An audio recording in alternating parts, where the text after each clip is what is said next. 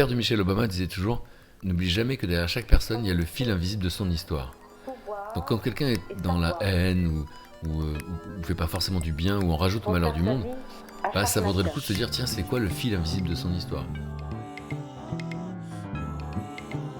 C'est grandir à l'intérieur. Je crois qu'il faut se brûler. Il faut vivre, se reconquérir. Parce que les femmes sont fortes. Celles qui osent. Si tu fais un mec dans la rue, mets-lui une main au cul, est-ce que tu l'as déjà fait? Celles qui osent.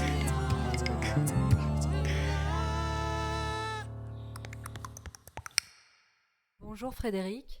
Salut Lucie. Je suis ravie de t'accueillir aujourd'hui sur le podcast de Celles qui osent, puisque tu es, je t'en ai parlé, la première personne de genre masculin. Non pas le premier homme à avoir marché sur la Lune, mais le premier homme à être dans ton podcast. Exactement. Je vais te poser une première question qui pourrait sembler simple, mais qui ne l'est pas tant que ça. Qui es-tu ? Alors moi je vais te répondre, mais avant j'ai une question. Pourquoi décider désormais d'ouvrir le podcast aux hommes ? Par frustration, puisque lorsque j'ai créé Celles qui osent, on avait l'intention de n'interviewer que des femmes. Et je vois au quotidien beaucoup trop d'hommes que j'admire pour me priver de les interviewer. Génial. Ok, super, c'est la bonne raison. Il y a un petit compliment au passage, du coup, donc je suis ravi. Alors, qui es-tu ? Évidemment, c'est la question la plus vaste. Je viens de comprendre maintenant pourquoi ça allait durer 3 quarts d'heure. C'est dur de se présenter. D'ailleurs, je fais aussi moi-même des dîners parfois avec des gens qui ne se connaissent pas. Et je leur dis, présentez-vous sans dire ce que vous faites. Et souvent, on ne sait pas faire. Donc, je ne vais pas parler de ce que je fais, je vais essayer de parler de ce que je suis, ce qui est très compliqué aussi. Donc, je suis un citoyen de cette planète, fasciné par tout ce qui est vivant sur cette planète. C'est évidemment le sapiens, qui est un peu au centre de l'action pour nous, mais pas que. Moi, je suis assez fasciné par le règne animal, le règne végétal. Et cette expérience qu'on appelle la vie, c'est un truc qui me fascine et que j'observe comme un entomologiste des émotions. C'est-à-dire, j'ai eu la chance de faire un métier passion, et mon métier, ça a été de filmer souvent des rencontres, des interactions entre des êtres humains, des émotions. Et je suis fasciné par tout ça, par ce qui nous meut, par les affinités des uns des autres, par ce qui donne du sens à une existence. Donc voilà, donc je suis un être humain curieux, on va dire, qui se lasse pas des rencontres, qui se nourrit des rencontres, et qui parfois les filme, mais pas toujours, parce qu'au fond, ma vie en dehors des caméras ressemble beaucoup à ma vie devant les caméras. Voilà, c'était une petite description, une description rapide. C'est quoi pour toi oser ? Oser, c'est déjà affronter une peur. Parce qu'en fait, quand on ose parler à quelqu'un, quand on ose se lancer dans un projet, on accepte l'idée qu'il peut y avoir un échec. Quand on ose aborder quelqu'un, on accepte l'idée qu'on puisse être rejeté, ce qui est le pire pour un être humain. Quand on se lance dans un projet, on prend le risque de vivre ce qu'on appelle l'échec, et ce que beaucoup sous nos contrées en fait redoutent. Il y a des endroits sur Terre, des endroits, les pays anglo-saxons par exemple, où on a moins peur de l'échec. D'ailleurs, dans les grandes entreprises, on engage quelqu'un qui a vécu au moins 2-3 échecs. Parce que, comme dirait Nelson Mandela, une de mes idoles, lui dit, moi je ne connais pas l'échec, c'est où je réussis, où j'apprends. Voilà. Donc du coup, oser, c'est déjà accepter de surmonter cette peur de l'échec, la peur du rejet. Et moi, c'est quelque chose que j'ai appliqué assez vite, mais pour des raisons de survie. En fait, j'étais un enfant et un adolescent très timide, assez renfermé et très complexé. J'avais pas une estime de moi assez grande. Et d'un coup, quand je dis survie, c'est-à-dire qu'au fond, j'avais grandi, on va dire, dans un environnement assez toxique. Je l'avais déjà dit, mon père était quelqu'un de très sévère à l'époque.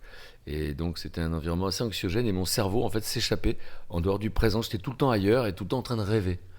Donc, finalement, j'ai rêvé pour des raisons de survie. Et ensuite, quand j'ai eu envie d'appliquer mes rêves, d'aller vers mes rêves, il y a eu cette obligation d'oser. Et j'avais une phrase que j'ai améliorée depuis, mais c'était déjà adolescent. Je me disais toujours, qui ne tente rien n'a rien. Qui ne tente rien n'a rien. Ça m'obsédait. C'est-à-dire, je me disais, bon, de toute façon, le non, je l'ai déjà. Donc, j'avais ça. Après, je l'ai rendu plus sophistiqué avec une phrase d'Oscar Wilde que j'aime beaucoup. Il faut viser la lune, car même en cas d'échec, on atterrit toujours dans les étoiles. Et alors, essayez, vous allez voir que ça se vérifie dans 100% des cas. Est-ce que tes parents étaient audacieux ? C'est intéressant. Ah là là, c'est intéressant parce que j'aimerais leur demander s'ils se voient comme audacieux. Est-ce que moi-même je les ai vus comme audacieux ? Ils ont fait des choix. Donc quand on fait des choix, c'est audacieux. C'est-à-dire que mon père est né au Maroc, il a rencontré ma mère pendant son service militaire en France. Ensuite, j'ai vécu un peu au Maroc quand j'étais petit, puis ensuite en France. Donc déjà, le fait de déménager, c'est audacieux, de changer d'environnement. Ensuite, on est allé habiter en Espagne à la mort de Franco, parce que mon père était croupier dans les casinos. Donc c'était assez audacieux de sortir les enfants de l'école, qui allaient faire des cours par correspondance. Donc finalement, il y a de ça, on pourrait dire ça.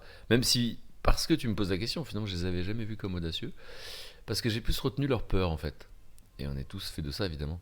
Et je sais que ma mère était une mère assez anxieuse. Quand on sortait, c'était fais attention à ceci, fais attention à cela. Je vois aujourd'hui, quand mon fils de 25 ans est dans Paris à 23h, elle n'endort pas la nuit, alors que lui, c'est sa vie. Donc, du coup, j'ai retenu plus les peurs. Et je crois que j'ai passé beaucoup de temps dans ma vie à essayer de leur montrer que c'était mon moteur, en fait, on va dire au début de ma vie d'adulte, de jeune adulte, de leur montrer qu'ils avaient tort d'être anxieux, qu'ils avaient tort d'avoir peur de tout, que tout était possible. Moi, je viens d'un milieu où il y avait une sorte de lutte des classes, c'était un milieu modeste. Et il y avait a priori des choses qui ne nous étaient pas permises, des endroits qui n'étaient pas accessibles. Et je crois que c'était quelque chose qui était très important pour moi de me dire ah bon, mais pourquoi pas moi? Mais non, mais pourquoi pas moi? En fait, il y avait ça. Donc, est-ce que mes parents étaient audacieux? En tout cas, c'est pas quelque chose qu'ils ont transmis de manière consciente, pour répondre à ta question. Tu as des frères et sœurs? Et j'ai 2 sœurs plus jeunes, ouais. Elles sont audacieuses?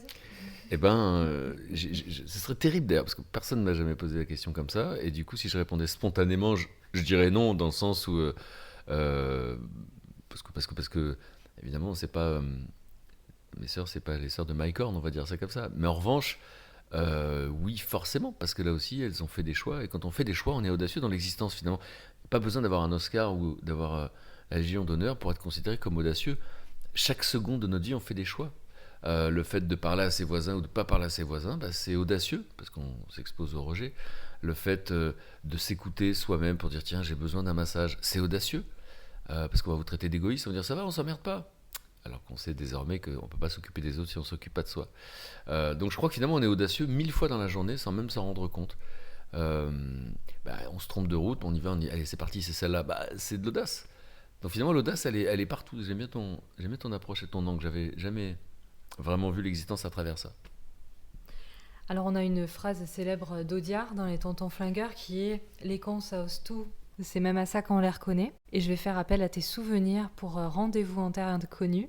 Est-ce que tu t'es retrouvé parfois avec des célébrités qui ont osé au mauvais moment et avec les mauvaises personnes? Alors c'est intéressant parce que effectivement nous on est accueillis par des gens qui sont des peuples autochtones et donc du coup qui sont des minorités dans leur propre pays, qui sont souvent méprisés ou harcelés et qui doivent nous faire confiance. Et donc mes équipes qui partent là-bas longtemps à l'avance, qui passent 3 mois avec eux, sont des gens à qui on a envie de faire confiance. Et après, à nous d'être à la hauteur. Donc c'est vrai que l'invité est choisi pour sa délicatesse, aussi pour son élégance, son intelligence, sa subtilité. Et donc je dirais que ça ne m'est pas arrivé de partir avec quelqu'un qui osait faire un truc mal approprié. Ensuite, les gens qu'on va voir sont très indulgents, parce qu'ils savent qu'on n'est pas de la tribu. Nous, je vois qu'ils nous font goûter quelque chose, parfois ça peut être cauchemardesque, parce qu'on n'a pas l'habitude de ça. Mais en fait, on est là en train de dire oui, c'est très bon et tout. Alors qu'eux, quand on leur fait goûter un truc de chez nous, ils le recrachent. Ils cherchent pas à nous faire plaisir. Donc il y a peut-être un invité qui a dit non, je veux pas goûter, qui a osé dire non, je veux pas goûter, qui a l'impression de blesser. Et en fait, honnêtement, ceux qu'on va voir sont vraiment, vraiment indulgents et vraiment assez doux avec nous, et ils n'attendent pas des choses incroyables. Donc j'ai pas le souvenir d'un invité qui m'a gêné parce qu'il était audacieux au mauvais moment, si c'est bien la question que j'ai comprise. J'ai pas ce souvenir-là. Question bonus, tu produis toujours Rendez-vous en terre inconnue. Est-ce que tu as prévu d'aller en tribu kanak? C'est intéressant parce que je sais que toi tu vis en Nouvelle-Calédonie, je connais pas du tout la Nouvelle-Calédonie, ça m'attire beaucoup. Alors c'est vrai que sur le plan perso, c'est pas un truc qu'on va tous les 4 matins parce que c'est quand même un peu loin. Et il se trouve qu'en Rendez-vous en terre inconnue, on a toujours été voir des peuples autochtones qui vivent un peu en marge de notre monde. Et je sais pas en fait à quel point il y a des Kanaks aujourd'hui qui vivent en marge de notre monde. En même temps, j'ai créé une émanation de Rendez-vous en terre inconnue qui s'appelle Nos Terres Inconnues, où c'est sur la France. En tout cas, on va dans des endroits comme les Pyrénées-Atlantiques, comme le Jura, comme les Cévennes. Et donc, dans ce cadre-là, on pourrait aller effectivement, pour le coup, là-bas.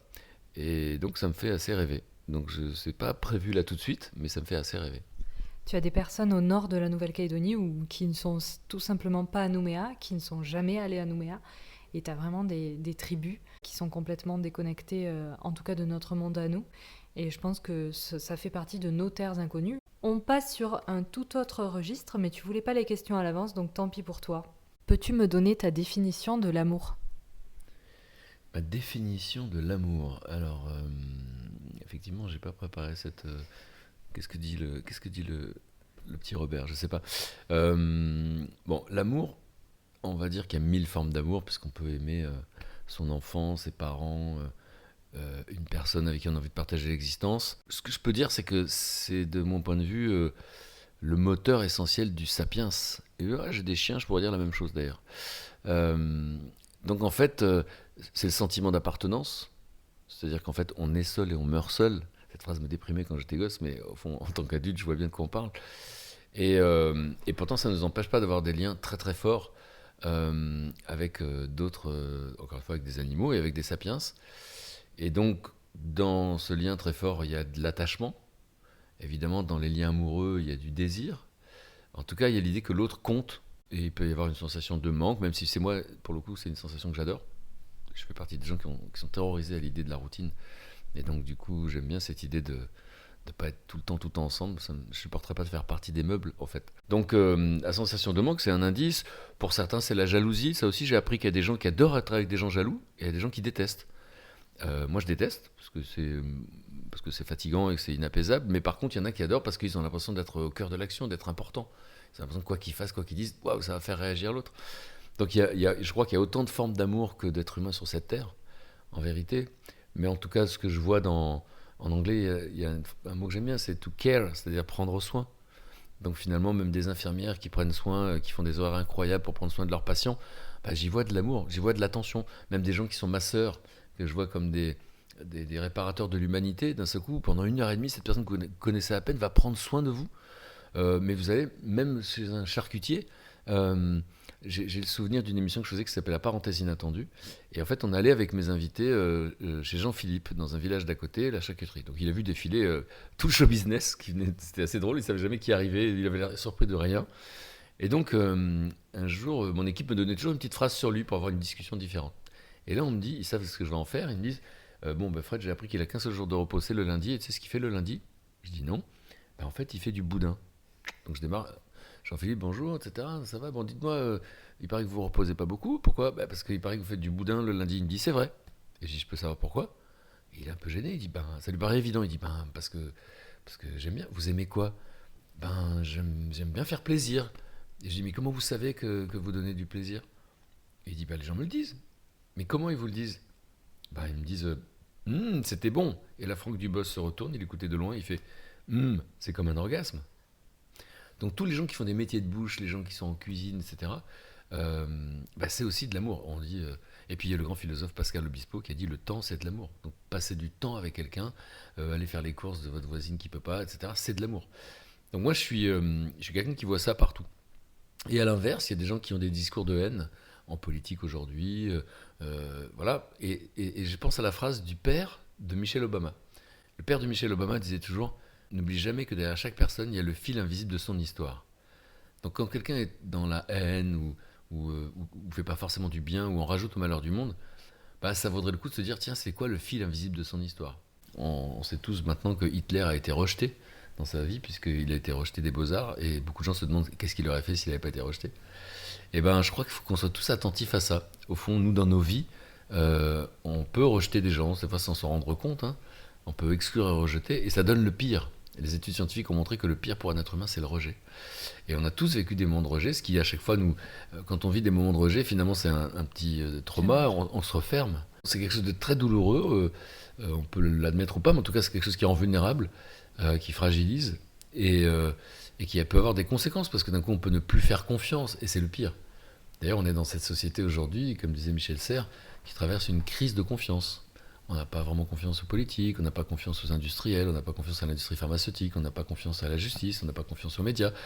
Et donc c'est intéressant. C'est l'enjeu au fond de l'humanité aujourd'hui. Qu'est-ce qui va se passer ? C'est cool de se dire, tiens, à qui je fais confiance ? Et d'ailleurs, il y a plein de gens qui veulent notre confiance en période de campagne politique, présidentielle. On voit bien qu'il y en a qui ne méritent pas notre confiance. On voit bien qu'il y en a qui sont habitués à mentir, pour qui le mensonge et la réalité, c'est la même chose.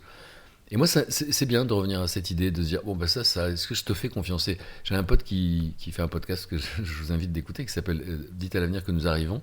Et quand il dit à son invité, je suis ravi de t'avoir ici parce que je te fais confiance. Là, il dit pourquoi? C'est la clé de tout, en fait. À qui faisons-nous confiance? Et j'ai oublié la question, mais je sais que c'est ma réponse. J'ai eu bien plus que ce que j'espérais, mais je voudrais que tu me parles de l'amour, pas universel, l'amour amoureux, si tu veux. Alors, c'est quoi ta définition de l'amour amoureux? L'amour amoureux, il y a autant de définitions que de personnes, encore une fois. Non, mais c'est sérieux. Moi, qu'est-ce que j'ai envie de dire, que j'ai la même que tout le monde? Ah non, on n'a pas du tout. Non, quand on dit définition, j'ai lu quelque part qu'on n'a pas tous les mêmes besoins en amour. Il y a des gens qui ont besoin d'entendre, qu'on les aime. Il y en a qui ont besoin d'être touchés. Il y en a qui ont besoin de voir des gestes. Frédéric, parle-moi de toi. Oui, moi je fais partie des gens.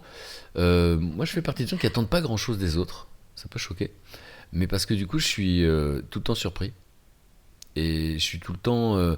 et donc, tout ce qu'on me donne, que ce soit un regard, de l'attention, un conseil, une main sur l'épaule, je vis tout ça comme un bonus, en fait.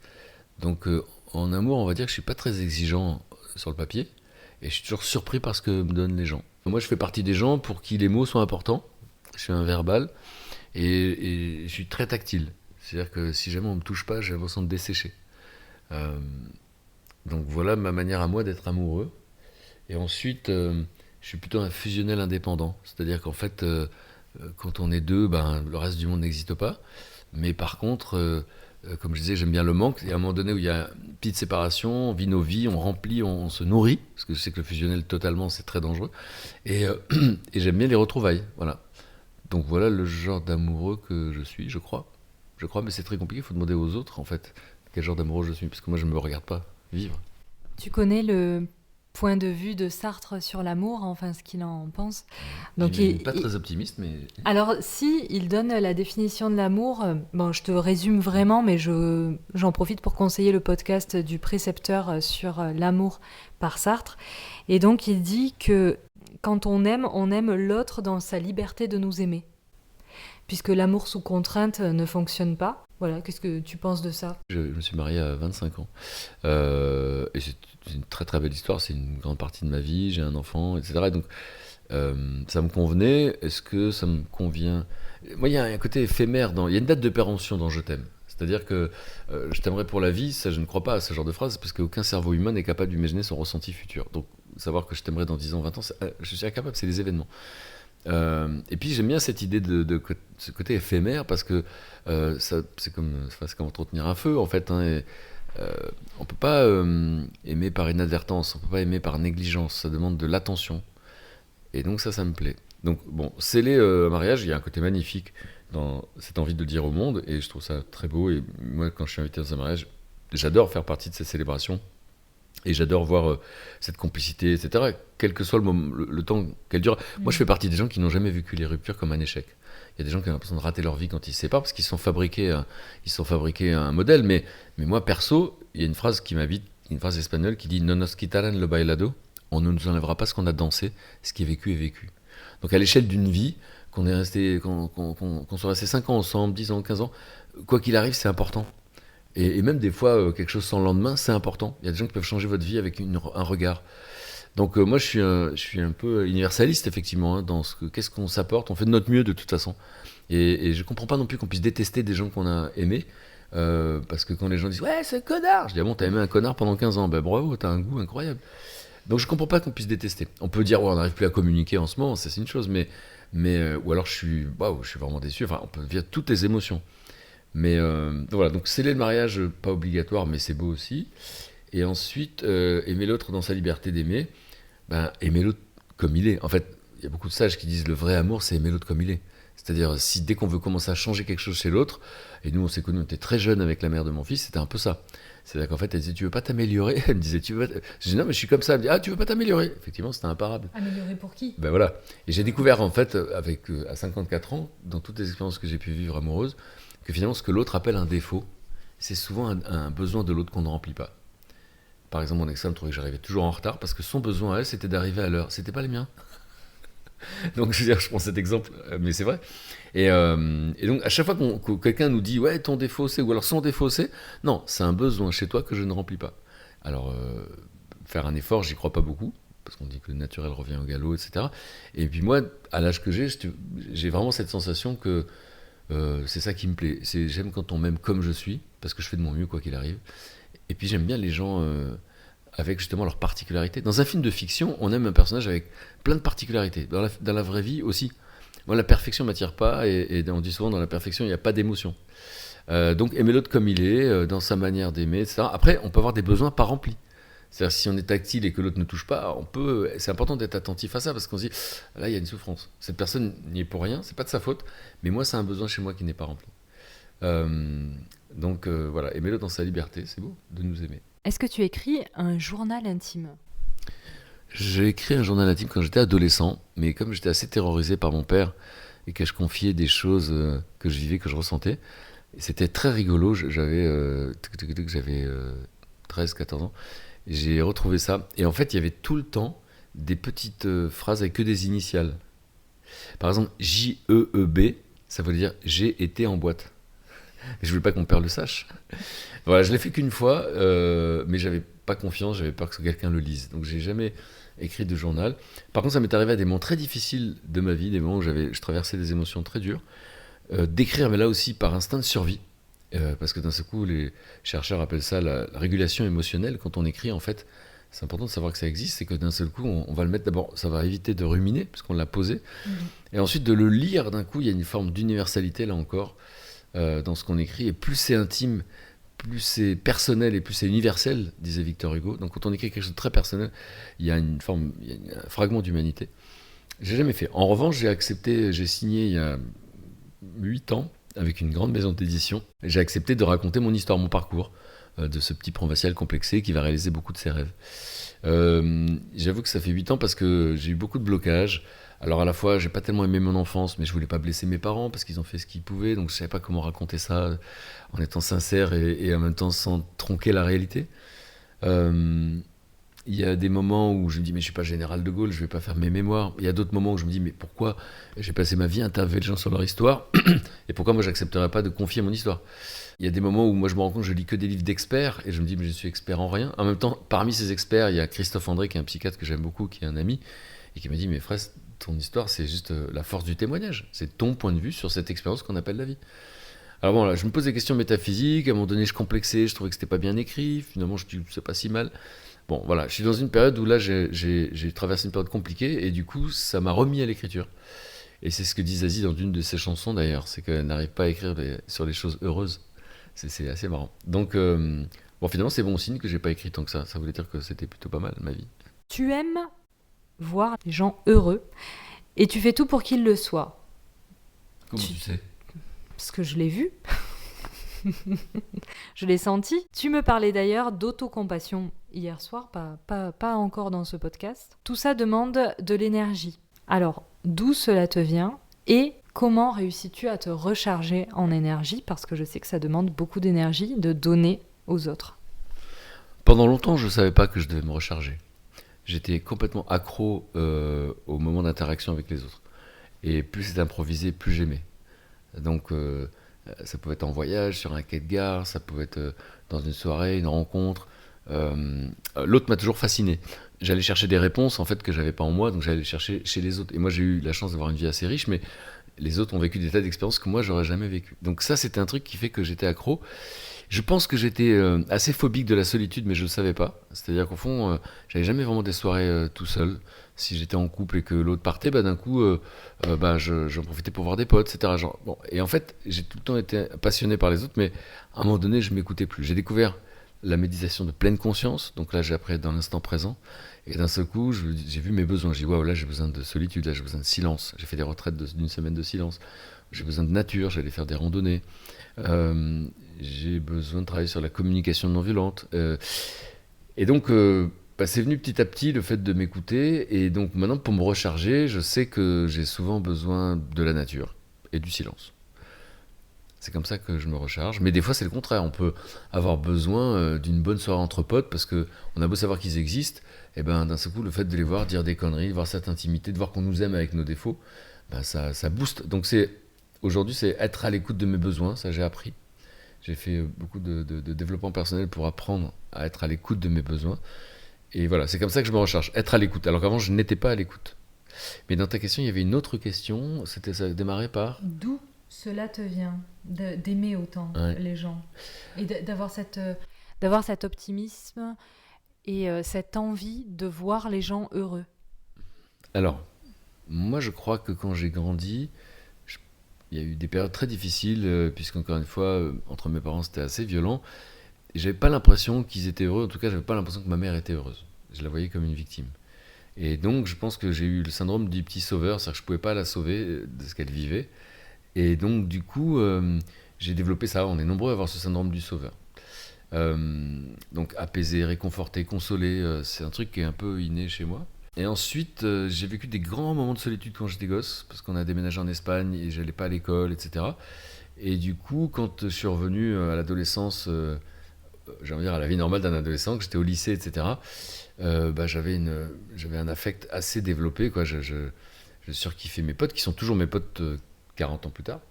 Mais du coup, il y avait un truc j'avais besoin de l'autre. Et puis, je me suis aimé dans le regard des autres. C'est-à-dire, comme je ne m'aimais pas, j'avais pas d'estime de moi. En fait, à chaque fois que j'étais en face de quelqu'un, je préférais le regard de l'autre sur moi que mon regard sur moi. Et c'est souvent notre cas. Et c'est comme ça que j'ai découvert l'autocompassion des années plus tard. C'est-à-dire qu'il y a 20 ans, on a parlé de l'estime de soi. On a compris que c'était la clé de tout. Si on a de l'estime pour soi-même, alors on est plus en mesure de se faire respecter dans la vie privée, dans le travail, etc. Si on se respecte, on nous respecte. Sans l'estime de soi, c'est difficile parce qu'on est nombreux à avoir ce qu'on appelle une haute estime de soi fragile. Et c'est dû aux événements qu'on a vécus, etc. Et puis j'ai vécu un truc assez fou il y a, on va dire, 4 ans, donc j'avais 50 ans, et Christophe André, qui est un psychiatre incroyable, etc., qui a vendu des bouquins sur l'estime de soi, un jour a fait un aveu devant 3000 personnes en disant « il faut que je vous dise un truc, moi j'ai gagné de l'argent grâce à ces livres, et on s'est rendu compte maintenant, avec le recul, qu'en fait travailler sur l'estime de soi c'était difficile. » Et froid dans la salle, parce que ça donnait de l'espoir de se dire qu'on pourra travailler sur son estime de soi. Et il caricature lui-même les exercices qu'il y avait dans ses livres il y a 20 ans. Bah non, se mettre devant une glace, peut-être t'es un mec formidable, ça ne marchera pas. Donc petit effroi, parce que ça donne de l'espoir. Et puis d'un coup il dit, mais on a découvert mieux.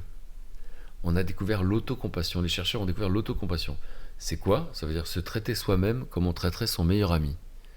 Et ça a été assez dingue parce que les études ont montré que 80% des gens sur Terre, et j'en fais partie, se maltraitent et sont plus durs avec eux-mêmes qu'avec les autres. Là aussi, il y a plein d'explications. Hein. Il y a forcément des petites voix. Et on a une petite voix intérieure assez maltraitante et elle n'est pas venue toute seule. C'est-à-dire qu'en fait, si on est dur avec soi, c'est parce qu'à un moment donné, on devait avoir l'impression qu'on avait besoin d'assurer grave pour être aimé. Tous pour des raisons différentes. Hein. Des fois, c'est justement des enfants qui ont été tellement aimés par leurs parents qu'ils voulaient être à la hauteur, donc ils se mettaient la pression et devenaient perfectionnistes.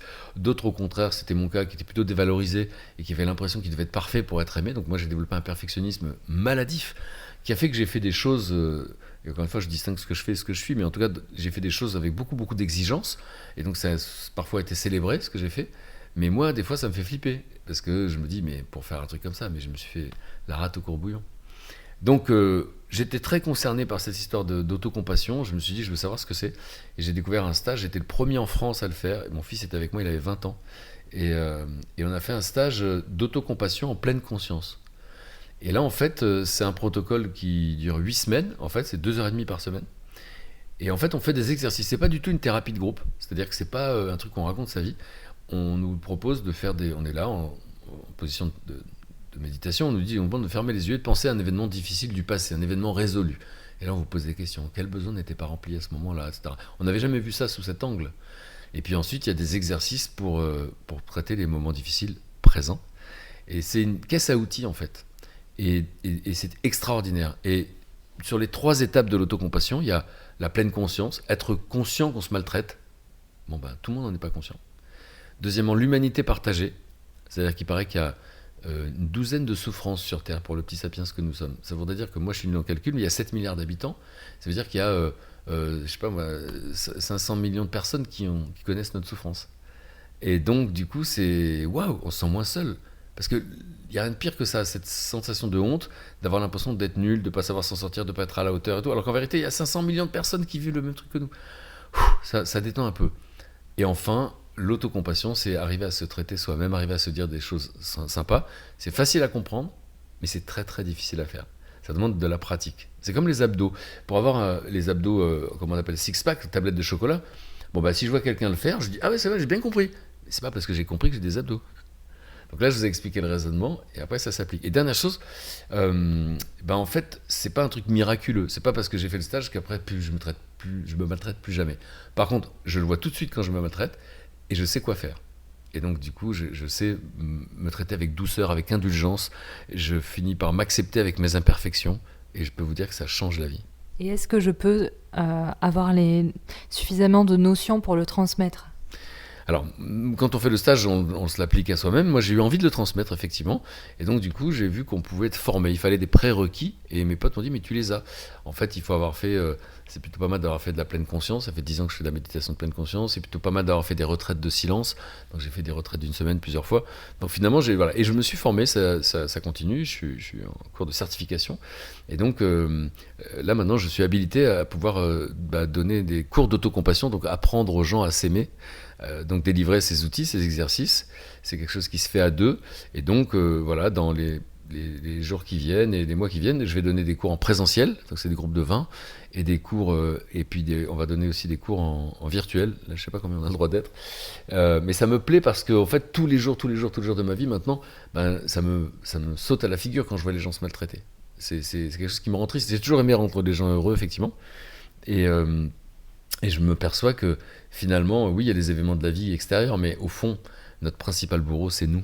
Donc aider les gens à se débarrasser de leur principal bourreau, c'est un super moteur, ça m'excite beaucoup.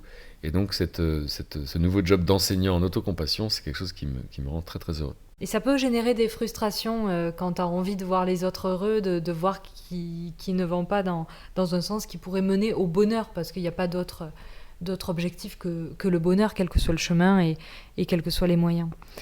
Et du coup, c'est pour ça que je faisais partie de cela. Et moi, j'ai compris au bout d'un moment qu'on ne pouvait pas rendre les gens heureux malgré eux. Il faut aussi accepter ça. Il faut se demander d'ailleurs pourquoi on veut rendre heureux cette personne. C'est nous qui avons notre petit syndrome du sauveur. Et puis, il faut se demander si cette personne a besoin de ça, si elle nous l'a demandé. Et un jour, mon psy il me disait, mais arrêtez d'aider les autres. Je dis, ah super, donc je vais être un salaud. Il me dit, vous savez, entre salaud et Saint-Bernard, il y a plein de trucs. Et je lui dis, mais c'est quoi, comment je fais pour choisir ? Il me dit, déjà, aidez ceux qui vous le demandent. Mais quelle subtilité ! Parce que moi, les gens exprimaient un problème et je me sentais spontanément, j'avais l'élan de leur venir en aide. Mais ils ne m'avaient pas demandé d'aide. Et les gens, ils ont besoin juste parfois d'être écoutés et pas de recevoir des conseils. Et combien d'entre nous, quand quelqu'un nous raconte quelque chose de triste, ça nous est tellement insupportable, on voudrait l'aider qu'on ne peut pas s'empêcher de dire « mais tu n'es pas tout seul, moi aussi j'ai vécu ça, mais tu devrais le voir comme ça ». Et donc l'autre, en fait, on le frustre parce qu'il avait juste besoin d'exprimer que c'était une souffrance. Et ça, je l'ai appris justement en autocompassion. On doit écouter l'autre. Et pas forcément conseiller, parfois même pas forcément réconforter. Mon fils m'avait dit ça quand il était ado, il me dit « Papa, c'est pas parce que je te parle d'un problème que tu es obligé de le résoudre ». Et moi je connaissais pas ce que je viens de vous raconter, et j'avais dit « Ah bah ouais, mais pourquoi tu m'en parles ?» Puis un jour à 18 ans, il m'a félicité au téléphone, il me parlait d'un truc qui traversait, et à la fin il me dit « Eh ben voilà, eh ben bravo !» Je savais même pas de quoi il parlait, et il me dit « T'as pas cherché à m'aider ?» Et c'était une leçon de vie, quoi, une leçon de vie. Donc, vouloir que les gens soient heureux, c'est super. Faire le bonheur des gens malgré eux, c'est impossible. Attendre qu'ils nous demandent de l'aide, c'est pas mal. Et enfin, vous savez qu'en fait, on rend les gens heureux juste en souriant. Les études de psychologie sociale ont montré qu'en fait, quand vous souriez à quelqu'un, vous rendez 5 personnes heureuses par ricochet. Donc, c'est un truc de dingue. Donc, finalement, des fois, il suffit de pas grand-chose. Je sais que cette question va être très dure. Je ne sais pas si tu vas réussir à y répondre. Parce que tu me lances. Parce que justement, toute ta vie est faite de rencontres. C'est vraiment ce qui te définit. Est-ce que tu peux me citer quelques-unes des plus belles rencontres de ta vie ? Effectivement, je me disais, quand tu m'as dit, je sais pas si tu vas réussir à répondre, je dis ah bah si, a priori j'y vais. Mais effectivement, c'est extrêmement subjectif. Donc je vais essayer de penser à des gens qui m'ont fait du bien, parce qu'en fait sur Terre il y a des gens qui nous font du bien ou pas du bien, mais ça va plus loin. Il y a des gens qui font ressortir le meilleur chez nous et des gens qui font ressortir le moins bon chez nous, et ça arrive souvent. Des fois on se retrouve en train de s'énerver, on se dit mais pourquoi je me mets dans cet état ? Parce qu'il y a des gens qui savent faire ça avec nous. Oui, mais ça nous permet d'en prendre conscience et de nous améliorer. Donc les gens qui font sortir le mauvais peuvent être très bénéfiques pour nous. Oui, puis il y a des sages qui disent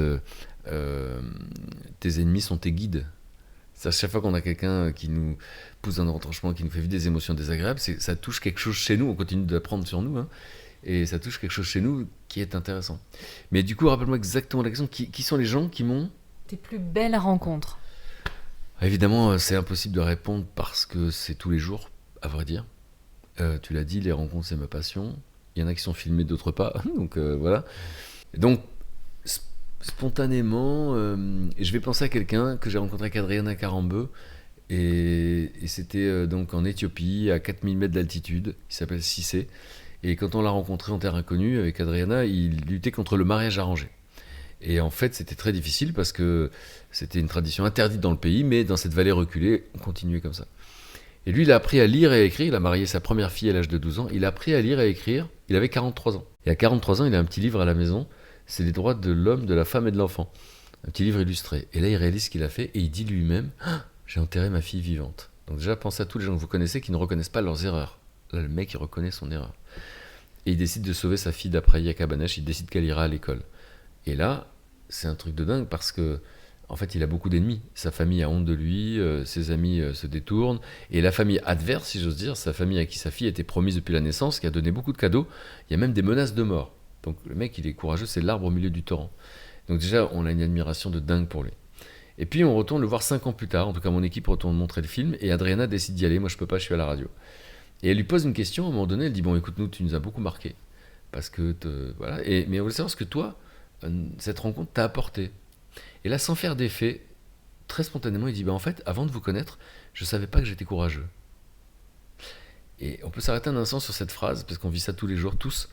En fait, moi, je savais pas qu'en portant mon regard sur cette personne, parce qu'il a vu dans notre regard qu'on le voyait comme un mec courageux, on a dû même lui dire, je savais pas qu'on allait lui apprendre qu'il était courageux, et que ça allait lui donner assez de courage pour éradiquer le fléau.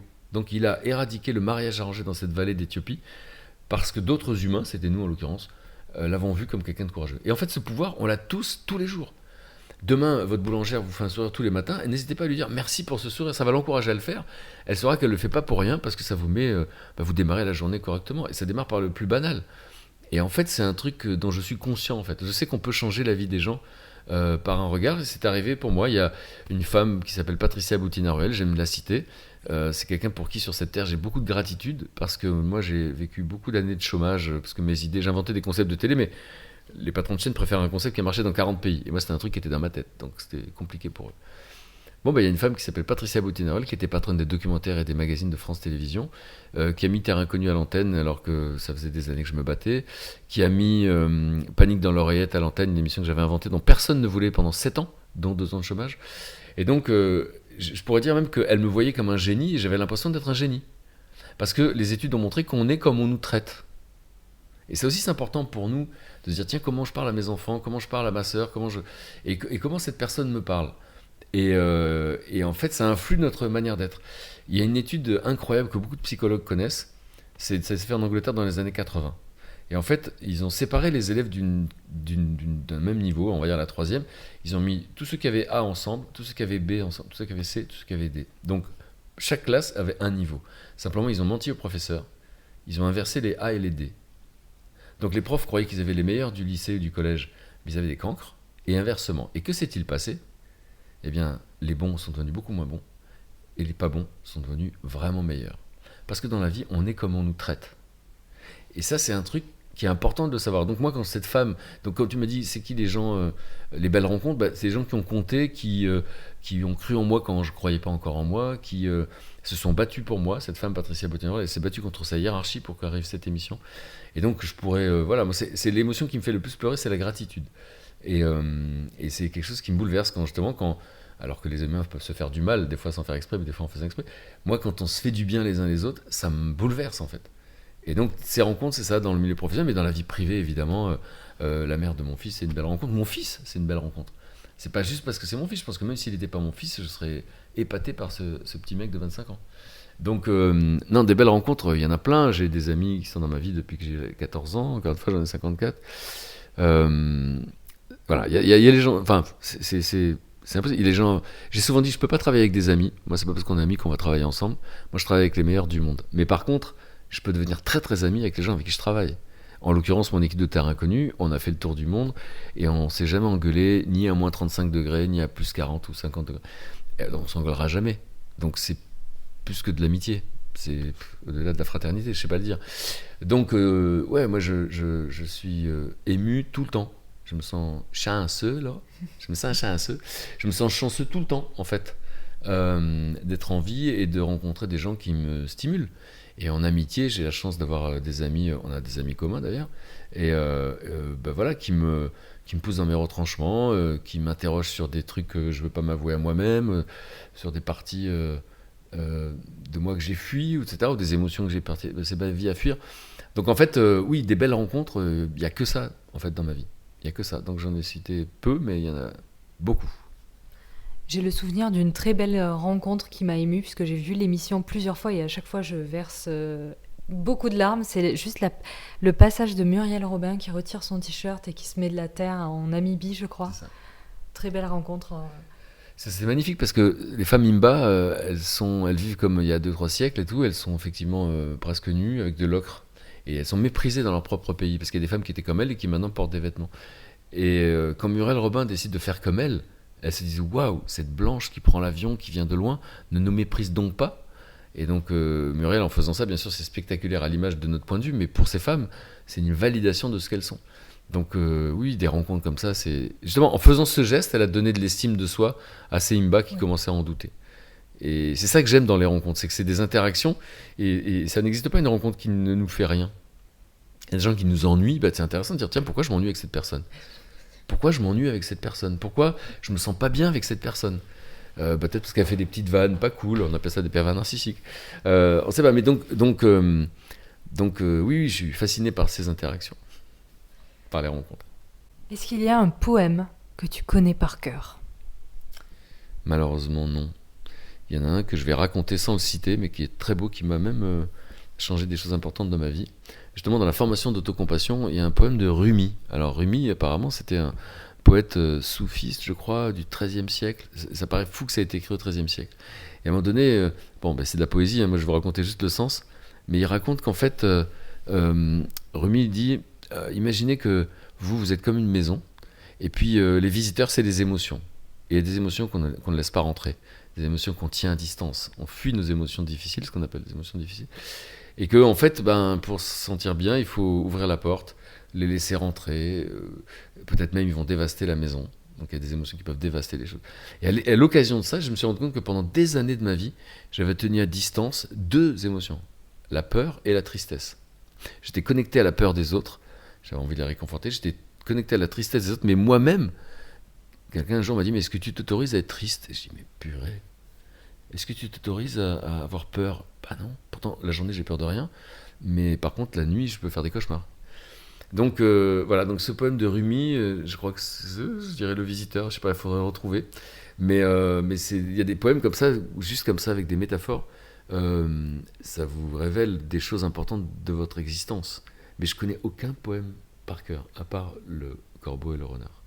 C'est une fable. Oui, La Cigale et la Fourmi aussi certainement. Ouais. Tu viens de parler de la peur et du coup, ça renvoie au tout début du podcast où justement tu disais que oser, c'est aller à l'encontre de la peur. Et là, tu me dis que tu ne laissais pas entrer la peur, donc tu as osé. Finalement, tu vois, on en revient là. J'aimerais maintenant que tu me donnes, dans tes œuvres préférées, un livre, une chanson, une œuvre d'art et une citation. Je vais te le redire, on commence par le livre. Quelque chose que je recommande ? Oui. Je pense que j'adore. Il y a plein d'auteurs que j'adore. Annie Ernaux, qui raconte beaucoup des émotions très très personnelles, mais justement c'est très universel. Stefan Zweig, qui est un conteur incroyable, et quand vous lisez Magellan, vous avez l'impression qu'il était dans la tête de Magellan. Mais moi, je l'avoue que je lis peu de récits, peu de romans, et en fait, je suis toujours attiré par les essais. Et celui dont j'ai lu, je crois, tous les livres, c'est justement celui dont je parlais tout à l'heure, Christophe André. Et j'invite tout le monde à lire son dernier livre qui vient de sortir, qui s'appelle Consolation. Parce que moi, je pourrais écrire une demi-page sur la consolation, il a écrit un livre entier. Et c'est très complexe, la consolation, et c'est un besoin humain dont on parle peu, etc. Et voilà, donc je recommande les lectures de... Mais Boris Cyrulnik aussi, il y a un de ses livres qui s'appelle Demain je dessinerai des soleils. Et en fait, ça parle de la résilience, mais vous pleurez plein de fois en lisant ce livre, vous vous reconnaissez, il raconte sa vie personnelle. Enfin, il y a cette vulnérabilité de l'être humain qui me fascine. Et il paraît que plus on est connecté à sa vulnérabilité, plus on est puissant, ce qui n'est pas le pouvoir, parce que le pouvoir c'est sur quelqu'un, c'est avoir un ascendant, et la puissance c'est ce qu'on émane. Donc j'ai fait exprès de ne pas en choisir qu'un, j'ai pas réussi, mais un livre, allez, n'importe quel livre de Christophe André ou de Boris Cyrulnik. Et tant pis pour les autres, pardon de ne pas les avoir cités. Alors une chanson. Alors une chanson... Alors je vais t'en demander 2, je triche moi-même.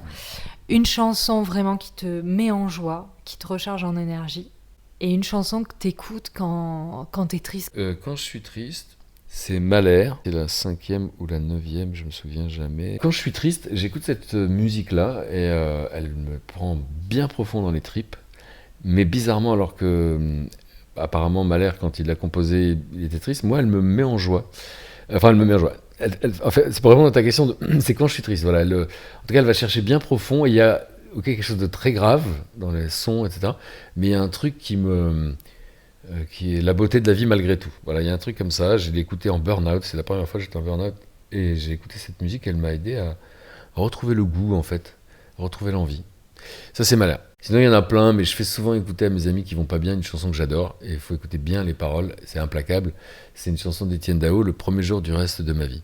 De ta vie d'ailleurs, le premier jour du reste de ta vie, et parce que c'est la vérité. Quand j'entends des gens dire « Oh là là, j'aurais adoré apprendre le piano », ah bon, pourquoi t'es mort ? Là t'es en train de me parler, c'est que t'es vivant, donc aujourd'hui c'est le premier jour du reste de ta vie. Et j'aurais adoré quitter tout pour partir dans un orphelinat au Cambodge. Ben, super, c'est maintenant. Enfin voilà, donc ça c'est un truc qui me met en joie, puis la mélodie est super chouette.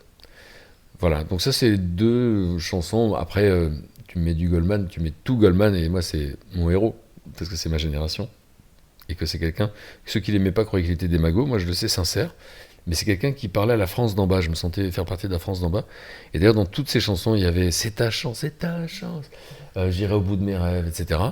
Et c'était ça, moi ça m'a guidé, ça m'a aidé à sortir de ma condition sociale, ça m'a aidé à surmonter mon manque d'estime de moi, c'était de croire en mes rêves. Et Goldman m'a beaucoup aidé à croire en mes rêves, j'ai eu l'occasion de lui écrire, et il m'a remercié, et c'était un grand moment. C'est plus drôle que ça l'histoire, mais elle est trop longue, mais enfin voilà. Parce que je lui ai dit à un moment donné, vous êtes obligé de partir avec moi en terre inconnue, parce que vous me devez bien ça, parce que moi j'ai beaucoup souffert, je savais que ça allait faire marrer, à l'adolescence, parce que c'était un chanteur à minette. Et lui, il savait qu'il était méprisé par l'intelligentsia, etc. Et il m'a écrit « Je sais combien vous avez souffert d'être fan de Goldman dans les années 80. » Maintenant, c'est devenu une institution. Voilà, chanson préférée, c'était ça. Ensuite, tu m'as dit film. Il y en a beaucoup. Il y a un film qui m'a perturbé, enfin j'ai pas parlé pendant 1 heure en sortant de ce film, et ça s'appelle The Constant Gardener.